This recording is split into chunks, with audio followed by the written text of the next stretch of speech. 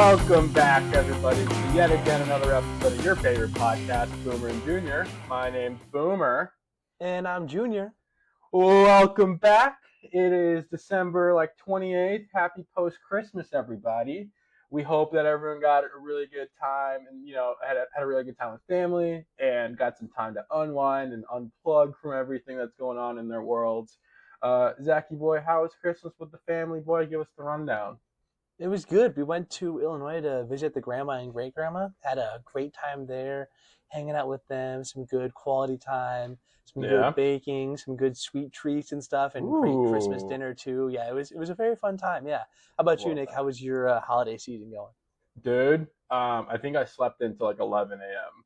Maybe noon, quite frankly, on Christmas Day. I think I slept and I took more naps on the day. It was awesome. It was great to just kind of do my thing, spend time with the family. It's been a really busy year, so just being able to unwind and forget about work and all that fun stuff was really good. Having said all that, man, we still had a lot of games we got to talk about this week that took place.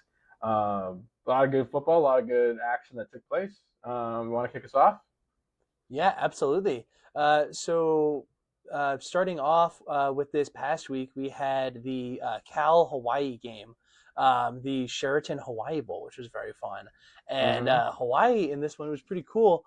We're down 21-0 at one point and managed to come back and win. Ridiculous. Win 35-31. I misread that for a second. I was like, wait, no, they didn't go unanswered points. But yeah, they won 35-31. Huge victory there. It was impressive. I mean, this was not a lot of defense being played, as you can guess, by the 66 total points. Both teams kind of moving the ball with ease, but Hawaii just really hit flow state there later on. It was crazy. This was a really cool game, too. This was the first bowl victory for head coach Timmy Chang, who was a legendary quarterback at Hawaii, set some FBS records at the time. So very cool for that kind of homecoming aspect of that all, too. Great stuff to see. All I really want to say is Timmy Chang is such a cool, fun name. I feel like that's an elite head coach and quarterback name. I feel like back in the day when he was quarterback, that would have been so sick for the announcers. And for Hawaii of all schools, too. Yeah, no, man. Yeah. I think me and Zach were talking about this before the game. We're like, is Hawaii always in the Hawaii Bowl? And apparently they are. They got a built-in contract that prevents them from having to spend way too much money coming over to the mainland. And so Cal making the trip out to Hawaii. Hope they got some good sun, even though they took the L. But yeah, man. So moving into our next games, we got Toledo. They played Louisville in the Bush's Boca Raton Bowl. Toledo, unfortunately, taking the L. Louisville and Jeff Fromm's men winning 27-22. We like to call this the game of blocks.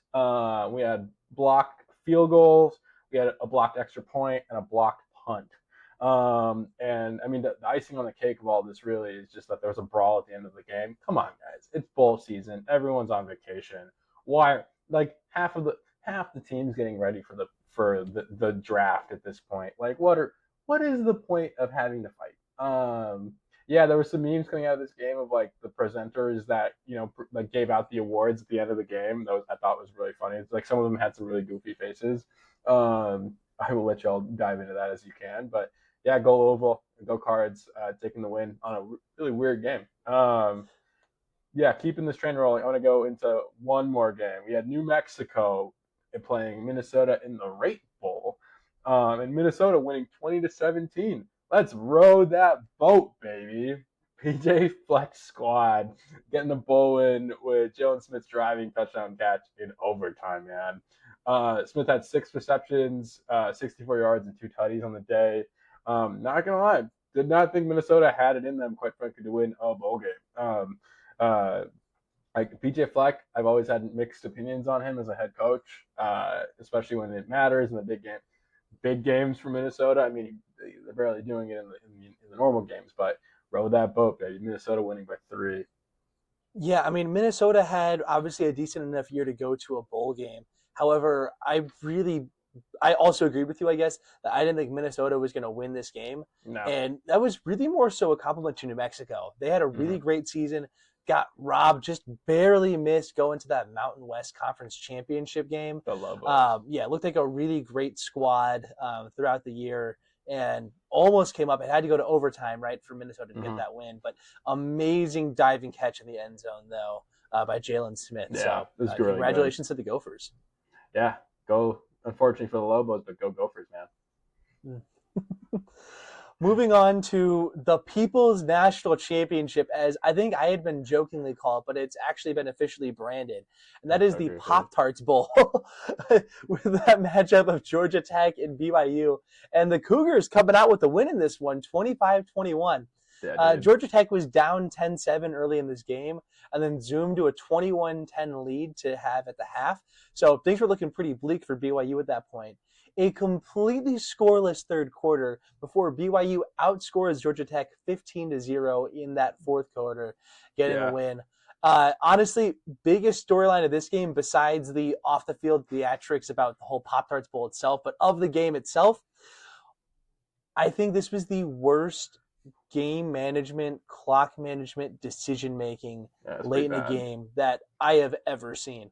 I actually made a video talking about this too on our TikTok and YouTube Shorts and everything like that. But I mean, Georgia Tech had a botched snap on their last drive. So Georgia Tech is down 4, right? They Mm-hmm. have the ball back with just under 2 minutes left. They have a botched snap on like second down, and they fall on it. They were barely able to recover it, but whatever. You think then they use one of their like 2 or 3 timeouts they have left at that point to stop the clock? No, they let the entire play clock run down. So there's only like a minute left. Run a play. They end up being able to throw a huge deep pass down the field, get into BYU territory, and then pick up another first down from there. No way. And then they have a couple of clock stoppages with incomplete passes where they end up again running the play clock all the way down, having to burn a timeout to just reset and be able to like actually run the play, but not be able Yeah. to like use it for clock management. It was awful. I'm getting worked up. That's all that needs to be said though. Poor Jesus. decision making on the play calling too, taking strikes at the end zone relentlessly when they could have just gone for part of it and then tried to work it in. Yeah. It was rough, but the more important things though was BYU head coach Kalani Sitake getting that victory Pop Tart out of Yeah. the trophy. Wow, I can't talk today. But getting You're that good. victory Pop Tart out of the toaster trophy. There we go. Yeah. Devouring it too. Just Joey Chestnut style, just devouring that bad boy. It was crazy. I mean, he downed that thing instantly. As So well as good. Team Sprinkles winning the fan vote for Pop Tarts and having the live sacrifice, where there's a little bit of drama there too. The strawberry Pop Tart jumping ship from the Pop Tart sacrifice and saying that he'll be back. See how that I love goes. that. I love that. I love that little piece. I did hear about I mean, even before I saw the TikTok, I did hear about the really, really poor, shitty clock management from Georgia Tech, and it's just like, what are we doing, guys? I get it. It's a bowl game. Come on, get your stuff figured out. Yeah, I I mean, it love, genuinely felt like they were trying to throw the game. I mean, yeah. it was mind boggling. Like BYU obviously went to the Big 12 championship, and they had a great year, and obviously they were going to look like the stronger team this year in this game. But yeah, I love seeing the Pop Tart getting eaten up, dude, every year. It's the funniest thing. Honestly, makes a guy hungry. Makes a guy hungry watching this thing. It's so funny. That Yeah, should have been our theme for this week, Nick. We should have had Pop Tarts to eat we live could on have air. had Pop Tarts. Oh, Oh, we were talking beforehand, folks, about a theme for this week. That should have been it. That's on us. Our bad there. Apologies. That's on us. That's on us. BYU, what a great season, man. Almost made the playoffs. They would have made the playoffs if they won the Big 12 championship. Capping it off with a win of the bowl game. Bear Bachmeyer, man, what a game, what a year. Looking forward to see what this guy does coming out of this game, dude. Yeah, it's gonna be good. We're going to move into a little subsection of our preview, or back, I should say, review of the week. We're going to call it "It Just Means More." We got a couple games we're going to talk through here. We had the Tax Slayer Gator Bowl, where Virginia played Mizzou, and Virginia came out with the win 13-7. Virginia absolutely manhandled Mizzou in this game, man. I mean, to start the third quarter, they had a 10-minute touchdown drive, just absolutely killing that clock, not even giving Mizzou a shot. Quick shout out, Ahmad Hardy, man, set the Mizzou single season rushing record with like 1650 yards, breaking Cody Schrader's record from 2023. Mizzou had a really complicated year this year, man. Looking like they were really hot in the SEC up until they lost their quarterback, right like as the season was starting to wind down. Sad to see they lost in their bowl game, but man, they have a lot to really like take away from this year. They got the potential. If they're, I forget his name, but if their quarterback can come back next year healthy, Matt Zollers. Zollers, that's right. If Zollers, yeah, like if they can have a healthy quarterback room next year, and they can have support around them, I think they could probably recreate, maybe even go past what they did this year. And so I wouldn't be surprised if Mizzou's back next year. But hey, go Virginia. Yeah, I agree with Matt Zollers being a freshman. I think, assuming he comes back, they should be able to build around him, get a pretty solid squad. Eli Dirkwitz will be staying at Mizzou. There was some rumors about him maybe going to like the Michigan Yeah, job or something, but now that Michigan's hired Kyle Whittingham, which we will not talk about in this episode, or I don't know, maybe we can talk about this in a little bit, or at a later there. episode about coaching hires and stuff. But Yeah, he will obviously now be staying at Missouri. Yeah, this was a little disappointing. I guess the Missouri defense did only give up 13 points. However, yeah, again, that really kind of bad taste left in your mouth about that 10-plus minute drive to open the third yeah, quarter that gave a touchdown. So, yeah, it was a little tough scene for Missouri, maybe an unfortunate ending, but yeah. credit where credit is due, though, to Virginia. Great bowl win here to cap off a pretty good squad, or Great. pretty good season for that program. Yeah, I mean they almost won the ACC, dude. Yeah.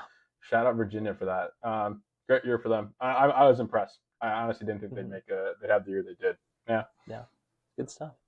And then to our other game of the SEC's absolute flops of this past week, we have LSU falling 38-35 to Houston, of all Yeah, schools. dude. The Houston Cougars. Yeah, this was tough. In the Kinder's Texas Bowl as well. I will say, slight caveat, this was basically a home game for Houston. It was Mm-hmm. in Houston. Mm-hmm. So maybe a little bit of a thing. Not too far of a drive from Baton Rouge, but it is what it is.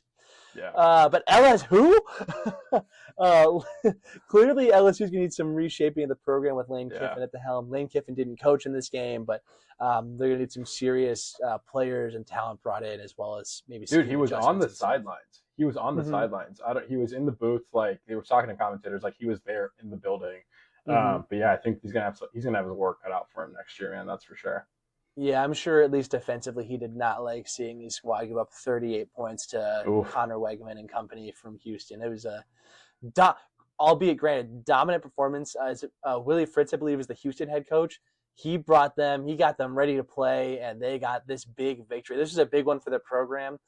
Houston, one of those new schools to make the jump from Group of Five to Power Four. So Yeah. this was big for them to, even if it is a kind of blemished LSU squad, still get a victory over an SEC school in a bowl game. Big stuff for their program there. And speaking of Houston, shout out to their quarterback, Connor Wegman, who I mentioned a second ago. 236 yards to the air, nothing crazy there, but Mm-hmm. good performance. But 75% completion percentage, as well as 4 touchdowns through the air, as well as Yeah. 13 carries for 56 rushing yards. Just an absolute gamer. This kid's bounced around a little bit, but he's really found his groove here at Houston. Good to see him have a really nice final performance this season. Hey man, 4 touchdowns is a great way to cap off your season, dude. 4 touchdowns against, I mean, granted, a beaten down LSU team, but great way to cap off your season, man. Yeah, LSU's got their work cut out for them, man. It's gonna be. I think they'll be a very different squad next year. I think they're gonna be back in the realm of like playoff pictures and stuff. For sure. Lane Kiffin is gonna go in and gut that system like it's nobody's business. But yeah, it'll be good to watch. Yeah, our next game we're gonna cover here is the Bad Boy Mowers Pinstripe Bowl. We talked about this last week. We're calling it like the bowl game of failures, I think, or something like that. The Disappointment Bowl or the Loser Bowl or we had Penn State playing Clemson, and Penn State coming out with the win 22-10, man. I think the key thing to talk about in this game is talk about a crappy Clemson team, dude. I think we talked about it this entire year. There's a lot of questions to be asked about Dabo Swinney's future in that place. He has built up quite the credibility to keep him there, but I think next year he's on thin ice, man. I think next year might be the most like thin ice he's been on his entire tenure there. And let's talk about. I think a key like icing of this game is like the probably what I'm going to call the fake punt mishap of the century. Clemson goes for the fake punt. Their punter throws it. They got a wide receiver out and completely misses this guy. Mind you, they're on their side of the field. Penn State had a rocky year this year. They've had probably the most. They've had a lot of challenging years. We're not going to get into that, but I think in terms of just how quickly things went down and how quickly things changed around for them, Made a bowl game this year, won the bowl game this year. I think Matt Campbell is a great hire for that team to turn that program around. And so it should be. I think this is going to be. We've talked about this, right? This is going to be the season they want to forget as soon as they possibly can. And so, shout out the Nittany Lions for taking the win this year, man. Clemson, eyes on you next year, man. See what's going to happen. Yeah, this is. I think people kind of generally across the country probably wanted Penn State to win this one. Just kind of unfortunate with obviously their head coach getting fired, starting quarterback getting hurt. Just hard to have to feel for them a bit there. What a year, Meanwhile, man. Clemson, having their own adversity to deal with, but still got their QB there and their former national championship winning head coach. So good to see Yeah. Penn State kind of finish the year on a high note. And yeah, this is, like you said, I think kind of getting to do or die time for Clemson. Dabo Swinney, historically not using the portal very much. I looked it up. They accepted a record of 3 transfers this past year, Yeah. which The is lowest. crazy how few that is. Yeah. I wonder if he's maybe going to be forced to adapt a bit to the times of maybe taking in a couple more transfer prospects there. Yeah. I don't know what's going to happen. I don't think it's necessarily playoffs or bust, but I could see if they even fall short of 10 wins next season, including a bowl potential win, that they could potentially be left, or that he could Ready to potentially be move getting on. fired. So, Ready to yeah, move we'll on. see. Yeah. Yeah. Yeah, man. Yeah, moving on to a different game of a couple squads that had surprisingly good years. Yeah. That was North Texas and San Diego State in the Isleta, New Mexico Bowl. Nick, do you know what Isleta is? I have no idea. I didn't look it up beforehand, but I my have dad no and I were trying clue. to figure out what it was. Yeah, I have no idea, dude. it's It's probably a little sneak peek into my bowl game, or into my Boomers Bowl take. But yeah, something about bowl games. But yes, I have no idea what Isleta is. yeah. Hmm. So, anyways, yeah, the New Mexico Bowl though, nonetheless. Uh, North Texas did get the win in this one, 49-47. They had a pretty comfortable lead. I think they were up like 40-20 at least, if not a little more than that at one point. Dude. And San Diego State marched back, making it close, as you can tell by that final score. And Yeah. so, good win for North Texas. Kind of a really nice cap to a great overall season for that program. The announcers kept talking about how this was a life-changing season for so many on that team, like Drew Messemaker, their Drew quarterback, Messmaker. their head coach, who's moving on to, I believe it's Oklahoma State, Yep. to coach that program. Some other of their skill positions too, and everything. I mean, and that's a great way of putting it. And it's a little unfortunate for the North Texas program for future years. However, obviously this year was obviously glorious for them, but in future years may not be as good. But in terms of the whole NIL transfer portal era, this is an example of how this does benefit lives, right? I mean, these kids are going to be, having some, being set up really well for the future via NIL deals, as well as maybe some better opportunities to get drafted into the NFL. Yeah. So really happy to see a great story have a happy ending for the North Texas team this year, and hope everyone in that program the best going forward. Dude, yeah. I mean, a key guy that they talked about is Drew Messmaker all year long, right? Gunslinger, right? Um, he, I think he finished I think he's finished now as like the top passing yard, like the top passer for the year in college football, and he's already listening to offers from like bigger programs, dude. There's already jokes going around about him obviously going to Oklahoma State with his head coach moving on there. But there's apparently bigger teams like LSU and TCU in the mix of like potentially like hearing offers. Um, I'm gonna I'm keeping an eye, like a close eye on where this guy moves. I think whatever program gets this guy, they're going to be getting an absolute like unit of a quarterback. And so put him on a bigger stage. I'm excited to see where this guy goes, man. All right. And to wrap up our bowl game recap for the week, we had UConn playing Army in the Wasabi Fenway Bowl. These names are just getting crazier and crazier, but the Army winning 41-16 in a pretty dominant fashion, man. My first takeaway of this one is, man, this is just proof that Army could have made the playoffs this year, and they could have probably held their own. I want to say elite name incoming, all right? Running back for Army, Godspower, and I hope to God I don't mispronounce the guy's name, Nwawe, with 171 rush yards and 2 tutties on the ground for Army. And he's not the only guy this year in this game that had 2 rushing touchdowns. Kale Helms had 45 yards on the ground, but 2 scoring touchdowns for Army, man. Army looked dominant this year in like a lot of the games they played, and at one point they were knocking on the door for playoffs, and obviously that didn't pan out. But and UConn's not the greatest football team. We all know that. But dominant win in Fenway. Like, go Army, man. Go Army. Yeah, hard to not root for the Service Academies. So great to see them get a big win. And I think they actually were. I don't recall for certain, but I think they were actually down fairly early in this game, Mm-hmm. and so it's kind of fun to see that they not only won, but won by a lot. A lot. So yeah, shout out to the Army program. Shout out to the Black Knights. Good Go stuff from Black them. Knights, Yeah. man. Go Black Knights. All right, moving on with from our college football recap, we'll go into our Boomers Bold take for the week. So Boomer, go ahead and hit us with it. What's your bold take? Happy to. And I want to preface, I think both of my last two bold takes have been a little grim, and I do apologize. I don't know what's in the air. Maybe it's the cold weather. But I think my bold take for the week is bowl games as we know them. And I don't think it's that bold, honestly, now I'm looking at it. Bowl games as we know them historically are dead. I think it's a combination of really the corporatization of bowl games and the new college football format. They really killed it, in my opinion, and this is true to me, and I think it's very true to you, Zach. They've killed a very special part of college football, and that's never coming back.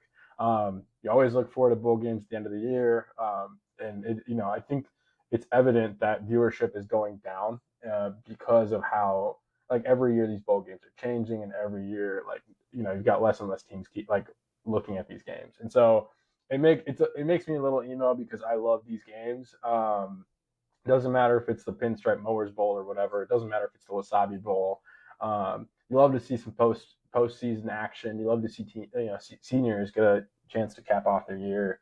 No, not to say all is lost. Like, the new CFP format I talked about last week is awesome, but we're going away from a very special part of what makes college football, and I think everyone knows that. But it's really sad to see that bowl games, kind of as we know them, are kind of dead. But that's Boomer's bold take of the week. I respond to your bold take with a bold take of my own, and that is Go that on. Leonard Fournette is a bum. Okay. Yep, I got some explaining to do here. For those of you who don't remember, Leonard Fournette is a legendary LSU running back from about a decade or so ago. Was lightning quick and was an absolute bowling ball. Could make just about any guy miss. Absolutely tore up the SEC. While he was there, like in his best season, LSU ended up missing. I don't remember. Definitely missed the playoff. It was a 14 playoff, and that might have missed a New Year's Six bowl too. I don't remember for sure, but I believe it was him. Was one of the first big notable like opt outs of a bowl game because he had so much to lose in terms of his draft stock, and there wasn't maybe a ton to play for his team as a whole at that point. Yeah, and it seems like ever since then, and that like those conversations swirling then, bowl opt outs have become a lot more common. Between that and then programs are kind of valuing them less too. There was, I think it was for the Birmingham Bowl, they had like 8 schools that they went through trying to find a 5-7 team that was interested in playing the bowl game, which was just bizarre to me. Yeah. And I mean, I guess I get it too for the programs, right? A lot of them have sent their kids home for from the semester already, right? It would be kind of weird to get them back and everything change plans last minute like that, but back in the day, though, it felt like that was an opportunity the teams would jump at and be like, oh, heck yeah, let's do it. We're going to a bowl game. This is awesome. So, it's kind of a weird thing. I still find enjoyment in the bowl games. I think, especially with like the Pop Tarts Bowl, that's one that kind of seems like a premier non-CFP game. I think we're keeping those alive. Also, like the Citrus Bowl, which we'll talk about here in a little bit, that's coming this upcoming week. I think there are still some fun bowl games, but it definitely lost some of its magic along the way. I hope we're maybe able to refine that at some point. I think maybe the glitz and the glamour of the playoff is overshadowing stuff right now, but that 100%. maybe will rebalance, realign here. Dude, crazy pull from the Leonard Fournette. Crazy pull, dude. Crazy pull. That was on the spot. I couldn't remember for sure if he actually did opt out or not, but I remember that was a big conversation. That was if he was going to. So Leonard Fournette, if you're listening to this, and I'd be shocked if you are, you're the reason why college opt-outs are now, bowl game opt-outs are now a thing. And so that's on you. Forever going to be your legacy. On that fun note, let's move into our next section. We got Junior's Jumbo Stat of the week. Junior, what's the number? Just like I was talking about, I think there is some bowl magic alive. Yeah. And one of those bowls specifically is the Pop Tarts Bowl. And because of that, my stat for this week is 22 million. and that is how many more Pop Tarts were sold the week after the Pop Tarts Bowl in 2023 than the Huh. prior week. 22 million more units. That's Wow. wild, man. That's That's a lot of wild. Pop Tarts. That's a lot of sugar. That's a lot of greatness right there. A lot of warm, sugary goodness. That's so good. Yeah, so So good. business is booming, obviously. I think this is a fun example of the bowl game sponsorship working out well, and this is something that a lot of college football fans really love to see this game. Oh man. Shout out to Kellogg's, my goat parent company of Pop Tart. The I'm Pop Tart was dying. invented, Nick. Actually, I think it was 1960. 64 or 68. I looked it up Huh. recently this weekend though with my dad, and we were surprised to find out that it was. Oh, maybe it was the 50s. That sounds It like a was right around when 50s my kind dad of was thing. born though. Yeah. Okay, it sounds like it's Oh something no, in the 50s. I think because I guessed it was in the 50s, but it was actually later. When were Pop I'm Tarts invented? It was I'm 64. Yeah. Okay. Yeah, I'm because remember dying just my at dad the was like, shout out to "Wow, I was Kellogg's. alive." That's so funny. I'm dying for the shout out to Kellogg's. That's hilarious. That's so dumb. That's They're my so goat. dumb. Oh my But god. yeah, whoever deserved or whoever designed to sponsor this bowl game and has come up with some of this crazy marketing tactics and stuff deserves just like a huge bonus promotion, whatever. I mean, this Yeah. has been such a great. Obviously, it's been helping out their business. You can tell by the increased sales a couple of years ago, and I'm sure that's similar trends for the past couple of years. But it's just such a fun event too. I mean, this brings utility to my life, right? And I hadn't even purchased Pop Tarts because of this, so shout out to them. Great That's stuff. Please don't ever ridiculous. let this die. That's so good. That's so good. Get out of here, man. Get the fuck out of here. All right, move us along.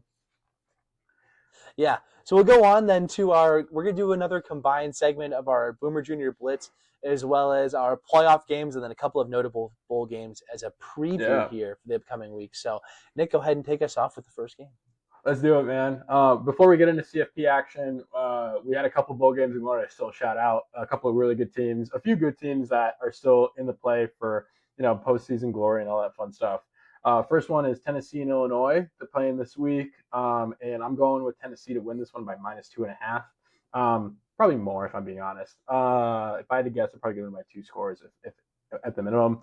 My take on this game, quite frankly, is with or without Joey Aguilar, Tennessee's coming out on top.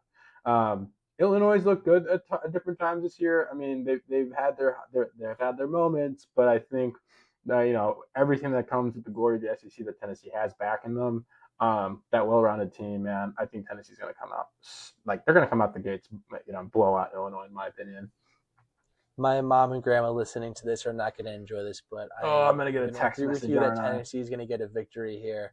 I think that the talent of an SEC Tennessee squad is going to shine in this game. I think Illinois will give a fight, but I would not be surprised if Tennessee wins by double digits. Mrs. Simmons, I love you, and I'm sorry, and I'm probably going to get a text message at some point. But yes. Oh yeah, moving on to another Big Ten SEC bowl game that's not in the CFP, but of note. It's Yeah. going to be number 18 Michigan versus number 13 Texas in the Cheez-It Citrus Bowl. Uh, Ooh. I'm going to take Texas -7.5 here, and that's kind of a big number. However, I'm kind of starting to feel Texas. I think they may be finally putting it together. They got that big win against A&M in the last week of the season, so watch for them to kind of keep that momentum rolling. Mm-hmm. And I also just Michigan is a solid squad. They are not a bad football team. However, I think Texas is as good or better at pretty much every position level. Not to mention the lack of off-season distractions, or I guess postseason distractions, with the Sharon Moore firing and everything there going on. I think Texas is just gonna have a lot easier time to kind of focus on this game, trying to win it. And Arch at quarterback, kind of connecting well. Michigan's receivers are pretty rough, so I don't think they're going to be able to do much against Texas's secondary. And I think Texas's defense overall is just better than Michigan's, which is saying something because Michigan has a great defense in their own right. Dude, Sark just has that team coached up to win, man. It doesn't matter. I think like you said, towards the end of the year, they finally started to catch a groove. Knocking off A&M, number 3 ranked A&M at the time, at home was huge. And also Arch balled out in that game. I think everything that's going on with Michigan after the regular season is going to hurt them so much. I think mentality wise, I think that team is going to be so distracted. Obviously, we teased this, but they just hired Kyle Whittingham to be their new head coach starting next year. he's going to come in. I think he's going to provide a lot of good new culture. But I mean, this is going to be ever since what's going on, ever since what's happened since I'm going to say post Thanksgiving, Michigan's going to want to forget about this year and what's went down. I think it's a good pick for Texas to win this one, dude. Yeah, man. Let's move in to some of the more fun games. All right, we're moving into CFP quarters, baby. We're gonna start off with the Orange Bowl. What's going on? We got number 5 Oregon going on to play number 4 Texas Tech. Now Oregon's favored in this game by 2.5. Dude, if I'm a smart man, and I don't think I'm smart some days. All right, maybe 3 days out of the week if I had to guess. But I'm going with Texas Tech to win this. All right, the line's at 2.5, but I think Texas Tech, their high-powered offense, man, it just shocks me that they're not favored in this game. They've been putting up numbers this year, and I would be shocked if they didn't do the exact same thing this year. Don't get me wrong, big Dan Lanning guy. I'm a huge Dan Lanning guy. I love that Oregon squad. But we've talked about this year. They've got a great quarterback in Dante Moore, but just the full package, I don't think they're as well-rounded as Texas Tech is. And Texas Tech's hungry. They're here to prove that they deserve to be in the playoffs. I mean, they obviously have had a great year, but I think they want to make a deep run. And I wouldn't be surprised if Texas Tech just came out the gates and put one down on Oregon, dude. Lots of questions, but yeah. Yeah, I would agree with you on a Texas Tech cover, if not win. However, I was actually going to cite their defense. Oregon Mm-hmm. only put up, I think, 20 points at home against IU earlier this season, and Texas Tech is one of the few squads that I think might have a better defense than IU. I think that Oregon has had a relatively light schedule. I wouldn't quite say cupcakes, but Mm-hmm. pretty light schedule though. Mm-hmm. And I think Texas Tech is going to really muck up that Oregon offense and slow them down and be able to, probably get the victory in this one. I like that. Yeah, I would love nothing more than to see Texas Tech keep going. As a Texas kid, I'd love to see nothing more than that. But yeah. Moving on to our next CFP game, we got number 9 Alabama Crimson Tide taking on the number 1 Indiana Hoosiers in the Rose Bowl on January 1st. I like the Hoosiers to win by 6.5 or more in this game. I'll get into that more, I guess, in a second. First, I want to go into some history though on this one. This is IU's second ever Rose Bowl appearance, believe it or not, and their other one was a loss, 14-3 against USC in 1968. So, Yikes. despite the Big Ten being a team that historically plays in the Rose Bowl, IU not been there very much themselves. Conversely, Alabama's been to 2 Rose Bowls already since 2021, including that Yeah. season, which is crazy in its own right. Additional fun fact: Alabama won the Rose Bowl 100 years ago. So the Jesus. 1926 Rose Bowl of the 1925 season beat Washington 20-19 in that game, and since then, including that game, I guess has 8 total appearances in the Rose Bowl and 5 wins. So even though the Big Ten is So bad. historically more tied to the Rose Bowl than the SEC, Alabama has a lot more history in the Rose Bowl itself. That said, Sig will be Himothy, and Sig will do Sig things. This is going to Yeah. be, we got Timothy, aka Himothy Chalamet, as Marty Supreme. This is going to be Signetti Supreme in this one. I Yeah. think that I actually saw a quick little side tangent here. Kurt Signetti was a coach at Alabama, I think a wide receivers coach for Yeah. 4 years. And it seemed Yeah. like they would refuse to promote him to offensive coordinator or anything. So you would have to go down to a lower level to be able to work up and stuff. I think he is going to be taking out that anger in this game and showing absolutely no mercy to Kalen DeBoer's Yeah. squad. Alabama's been flawed a bit down the stretch, albeit getting some big wins here late in the season, including Yeah. in their first round game. That said, everyone in this IU program, from the coach to the bench warmers, are going to be locked in for this game, and I think the Hoosiers are going to win by a touchdown or more.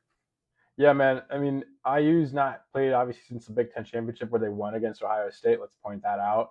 They've had a little bit of a break, and Alabama's obviously just hot off the wood against OU, man. But Kurt Signetti, dude, like this man alone is a like just the presence is terrifying, and obviously the history against Alabama.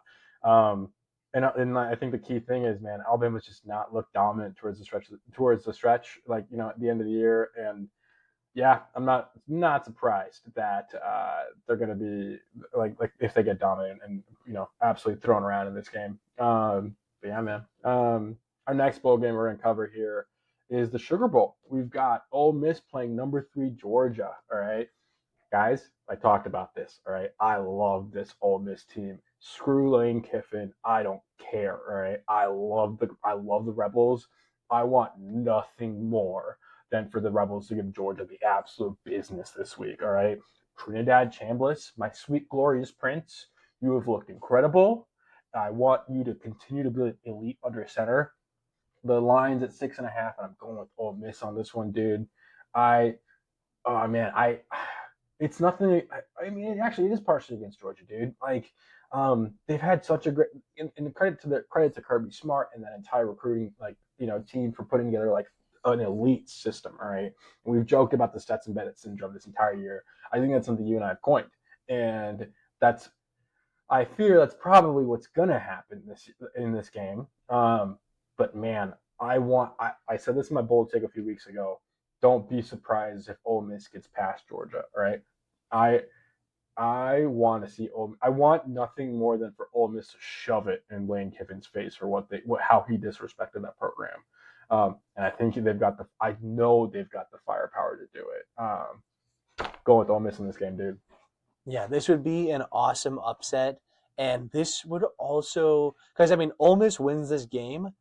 I think they can compete with anybody. I don't know if they'll necessarily beat likely Ohio State in the next round Yeah. or hypothetically IU in the national championship game, but I think they can compete with any squad. If Ole Miss is able to make a run here, this is just another great example of why it's great to have a 12-team playoff and having these teams that wouldn't have made the 4-team field have an opportunity to play for a national championship. I'm So I'm gonna end with one thing, dude. If Ole Miss gets past this round, I don't like from an opposing team standpoint. I don't know how they're gonna prep for this team because they're an unpredictable variable in this mix at that point. Doesn't matter if you're in Ohio State, doesn't matter if you're in Indiana, man. Like, how do you prep for this team, right? Because you don't know what they're gonna throw at you. You get an idea of what they might throw at you, but man, go Rebels! I want to see nothing but glory this week. yeah, be a great upset. And then to our final CFP game, we've got the number 10 Miami Hurricanes taking on the number 2, the Ohio State Buckeyes, in the Cotton Bowl on New Year's Eve, the 31st. I am looking forward to forcing my girlfriend to watch this with me as we're hanging out at my family's place because she's coming out to visit my family and everything. Whoa! And she's going to be watching the answer. Will. That's right, Erica. I'm talking about you. Uh, Whoa! anyways, and unfortunately, it may be a little rough for her to watch because this game should be rated R because it will be a slaughter. That Yep. is my prediction for this game. Ohio State is favored by 9.5. I see no reason why they shouldn't win this by double digits, maybe even 20 plus. Yeah. And that's a little bit of disrespect to Miami, specifically Carson Beck. I Disrespect have him. no Yeah. faith in that offense. I do like Miami's defense. I want to give credit where credit is due. I think they've got a really solid defense. I don't think Ohio State's going to put up 50 points in this one. However, I think Ohio State's defense is going to be the best defense that Carson Beck has seen all year. I think it's going to confuse the crap out of him. I wouldn't be surprised if this is one of those post-game interviews where he's like, "Yeah, like they were calling our plays out before we ran them, and like I, I didn't even know what I was looking at coverage-wise. Like I would fully expect this Ohio State defense to just mastermind, wipe out, demoralize this Miami Hurricane squad. We'll see what happens for sure or not, but expect the Buckeyes to cruise to a victory here. I have been nothing but a Carson Beck skeptic for the last God knows how many years, and especially this year. I have not been a Buckeye fan ever, and I've been pretty vocal about that. But I want nothing more than for Ohio State to just like I want I want them to ruin Carson Beck's legacy in college football. All right, I want nothing more for that. I want sacks on sacks, dude. Like I want him to get pancaked in this game. And you made a great point, dude. I would not be surprised. Say this game goes how we're predicting, all right? In the post game interviews, if Carson Beck is the wimp that he is and just shits on his own like offensive crew, dude. Yeah, no, I want nothing more than, and I don't think there's, call me crazy for this, but I don't think there's any way or in any world Miami comes out in this game like with a win. There's It's hard to think there is. Yeah, I don't know how they would do it. I like they just don't have the offense to do it. And I think Ryan Day's men they're gonna be way too much for them, dude. Yeah, man, that was a fun little recap or a little fun little preview into the quarters this year or this week. A little transition, folks. We normally do a CBB recap, but obviously it's been the holiday week, so there's not really been much of college basketball action going on. So we're gonna flip it, and we're gonna look ahead into what college basketball games are coming back around the corner. Zachy, what? Kick us off, big guy. Yeah, our first matchup we want to talk about is going to be number 24 USC. That's right, Trojans popping into the rankings at number 2 Michigan. Yeah, that was a little exciting there for Trojan fans to talk about the ranking, and then you hear about at number 2 Michigan, and all hope, happiness drained away. Yeah. Expect Dusty May and company to sweep away the Trojans. All that dust, Dusty. Good one. Good one. I do like Chad Baker Mazzara, the transfer from Auburn to USC. He's a great player. I just don't trust much else on this team, especially with Rodney Rice out with injury. Meanwhile, Michigan is looking like one of the best college basketball teams of all time, as painful as that is for me to say. Yaxel Lenderberg leading the charge, 15.6 points per game and 7.1 rebounds per game. I mean, USC could give them a fight. Michigan will likely lose maybe 2 regular season games at some point, just something weird happening, maybe an injury or whatever. But it's hard to pick that on any given night because this squad is just so good. So look for the Wolverines to get the victory here. Yeah, I don't think USC is pulling off any miracles in Ann Arbor this week, dude. Michigan's men have looked really locked in, and so props to USC for being ranked, but also don't think that's going to happen. Don't think they're going to stay ranked for very long. Shout out to my boy Jack Johnson. I love you, buddy. I know you big USC guy. I'm seeing him tonight for dinner, but I don't think that's going to help much.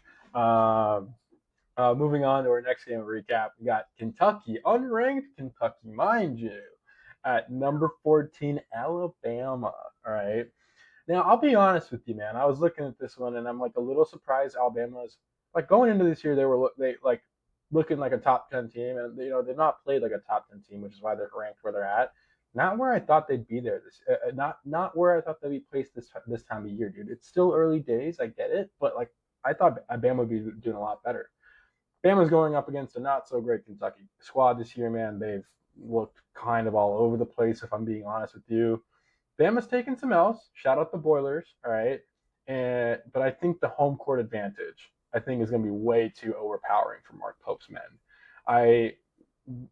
Kentucky, obviously, they come into the year every year with high hopes and they do well and all that fun jazz, but Bama, and that we've talked about this week after week, the SEC dominance the last few years and the rise of the SEC basketball men, right? I think Bama's men are going to be way too overpowered for Kentucky, dude. Yeah, watch for this one to break 180 total points scored or something like that. Because I do think Kentucky can fill up the scoreboard, but I don't think they're going to stop Alabama too well. So I agree. Dude, no way. Yeah, man. It's going to be a fun one to watch. Yeah. Mm-hmm.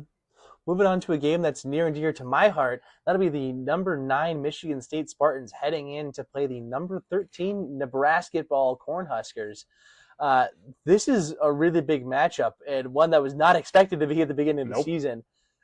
One of Nebraska's highest rankings of all time. Good stuff for that program. Nebraska ball primed off a recent big road win at Illinois. Only won 83-80, but survived a close one down the stretch against a really good squad on the road. Big time stuff for that program and Fred Hoiberg. Rink Mast, forward for the Cornhusker program, averaging 17 points per game and 6.8 rebounds per game. Also had a triple-double earlier this year, and this is the second time in NCAA D1 history, men's basketball that is, that 2 players on the same team have had a triple-double in the same season. That was Rink Mast, previously mentioned, and I'm going to butcher this name, but Burke Boyakutsnisel. I did not do him any justice there. I'm just shocked. Okay, go on. Yeah. But yeah, big time stuff for him. He got Burke got that triple double in their last game against North Dakota. It was like 12 points, 11 assists, and 10 boards or something like that. So good stuff for them. Nebraska ball looking good. Fred Hoiberg's got this team doing well, getting some decent wins along the way, like Illinois, Creighton, Wisconsin. Yeah, man. That said, I think MSU is going to win this one in a close one on the road. Fred Hoiberg is a good coach, but I think Izzo is going to out game plan him. Fred Hoiberg has gotten the best of Izzo in the past. He has looked good against it, but I think Izzo's very locked in. I think Izzo really likes what he has with this team. It's a very well balanced squad. And frankly, I think the Spartans' athleticism is going to help push them over the edge here, right? Rink mass is great and all against North Dakota and maybe Illinois with that Eastern European block and stuff like that, but they don't have Cohen Carr. All right. I think that some athleticism on the defensive end of the floor is going to help Michigan State slow down this Nebraska offense. And conversely, Jeremy Fears will have a great game distributing the ball to his teammates and getting the close victory for the Spartans. Yeah, my only note I'm going to point, and I think you and I talked about this before we kicked off the episode, is I think this is where Nebraska ball wraps up their undefeated season. They're facing their first biggest test of the year, man, with Michigan State coming into town. Izzo just has that team like cooking this year, dude. Scary, scary team in the Big Ten. And that's coming from a Purdue guy. Foreshadowing and moving on into our next game. It wouldn't be a college basketball preview if Nick wasn't or Boomer wasn't talking about his Boilers. We got number 5 Purdue going into Wisconsin to play the Badgers. Boilers on the road, coming off of the holiday, coming off of a little bit of a break. It's going to be good to see these guys play a really solid and unexpectable Big Ten team that is Wisconsin. Doesn't matter the year they're having. I never discount the Badgers. They've always been a thorn in our side, and I'm never going to be comfortable playing that team ever. Purdue is favored to win this one. ESPN has them ranked at 65% to win the game. Dude, you can't count on Nick Boyd from making a splash this year, dude. He's been looking scary. He's averaging 19.5 points a game. Boilers on the road have always looked shaky, and that's coming from a die-hard Purdue guy. I've always emphasized this. I've always stressed this. What version of Fletcher Lawyer are we going to get this week? All right.